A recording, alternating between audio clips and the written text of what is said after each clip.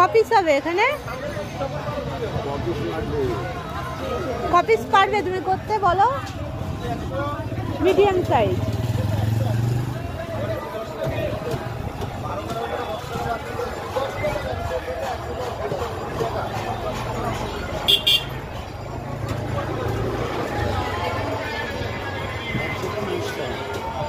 $130 দাও, দিচ্ছি।